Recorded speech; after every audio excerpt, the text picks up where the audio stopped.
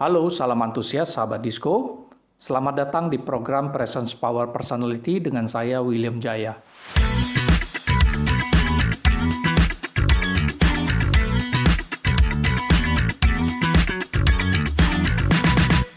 Kita akan melanjutkan topik yang menarik minggu sebelumnya, yaitu bila kamu adalah anak presiden.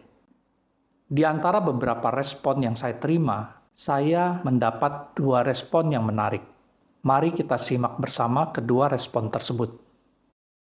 Respon pertama dari rekan Sora, di mana rekan Sora melihat potensi besar dalam privilege-nya sebagai anak presiden. Dia ingin menggunakan posisinya untuk berdampak lebih luas dalam kemanusiaan dan kemasyarakatan. Bagi Sora ini adalah peluang untuk membawa perubahan positif. Namun apakah dia akan menghadapi tantangan dan kritik? Sikap seperti apa yang harus dikembangkan oleh Sora saat menghadapi tantangan dan kritik? Di sisi lain ada rekan Surya. Rekan Surya memiliki pandangan yang berbeda.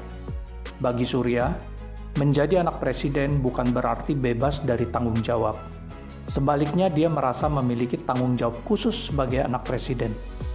Dengan statusnya sebagai anak presiden, dirinya merasa akan ada tekanan yang berbeda dibandingkan dengan mereka yang bukan anak presiden. Bagaimana dia akan mengatasinya? Menurut Anda, apa yang harus Surya lakukan?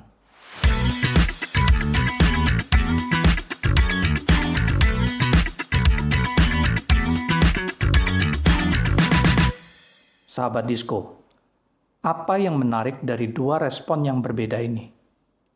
Perspektif memainkan peranan krusial di dalam menentukan bagaimana kita merespon situasi dan mengambil tindakan. Sora dan Surya memiliki perspektif yang berbeda, dan inilah yang mempengaruhi cara mereka memandang peran mereka sebagai anak presiden. Perspektif mereka masing-masing membentuk tindakan dan keputusan mereka. Jadi, penting bagi kita untuk terus memperkaya perspektif kita. Perspektif itu subjektif. Setiap orang memiliki pengalaman unik yang membentuk cara mereka melihat dan menilai segala sesuatu. Apa saja faktor-faktor yang saling berinteraksi dan mempengaruhi perspektif kita? Yang pertama adalah passion dan kecintaan. Passion adalah api yang membakar di dalam diri kita. Ini adalah ketertarikan yang mendalam terhadap suatu bidang atau aktivitas. Ketika seseorang memiliki passion, mereka cenderung melihat dunia melalui lensa yang berbeda. Misalnya, seorang seniman akan melihat keindahan di sekitarnya dengan mata yang berbeda daripada seorang ilmuwan.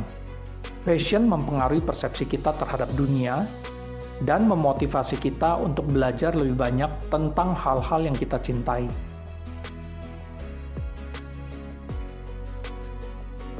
Yang kedua adalah cita-cita dan tujuan. Cita-cita dan tujuan adalah pemandu di dalam hidup kita. Mereka memberikan arah dan arti pada apa yang kita lakukan. Seseorang yang bercita-cita tinggi akan melihat peluang dan tantangan sebagai langkah menuju impian mereka. Sebaliknya, seseorang yang tidak memiliki tujuan yang jelas mungkin merespon situasi secara acak dan tanpa arah. Kemudian ada pola pikir dan mindset. Pola pikir kita memainkan peranan yang besar dalam perspektif kita. Apakah kita melihat dunia sebagai tempat yang penuh peluang atau sebagai medan perang? Mindset optimis cenderung membuka pintu bagi pemahaman yang lebih luas dan melihat solusi yang kreatif. Kemudian motivasi. Seberapa besar dan kuat motivasi kita mempengaruhi cara kita melihat dunia. Motivasi bisa internal, bisa motivasi eksternal. Motivasi internal datangnya dari dalam diri kita sendiri. Contohnya adalah keinginan dari dalam diri kita untuk terus berkembang.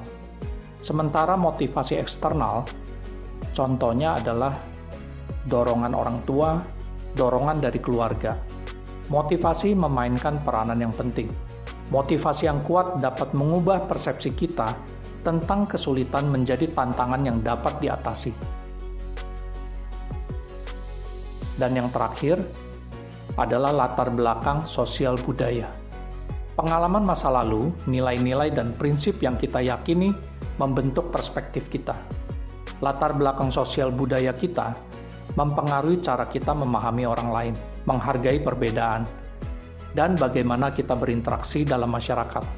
Misalnya, seseorang yang tumbuh dalam budaya yang menghargai kerjasama mungkin akan melihat kolaborasi sebagai kunci kesuksesan. Kelima faktor tersebut tentunya akan terintegrasi satu dengan yang lainnya dan menjadikan kita sebagai pribadi yang unik dan berbeda. Ada orang yang memiliki passion yang sama, tetapi belum tentu memiliki pola pikir yang sama. Bisa jadi mereka sama-sama memiliki motivasi yang kuat, tetapi ada pengaruh latar belakang sosial budaya yang menjadikan mereka berbeda perspektif.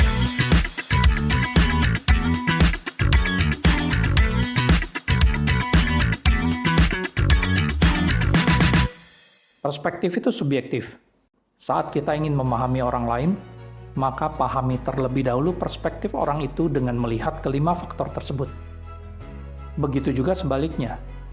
Bila kita ingin dipahami, kita juga perlu membuka perspektif kita untuk orang lain.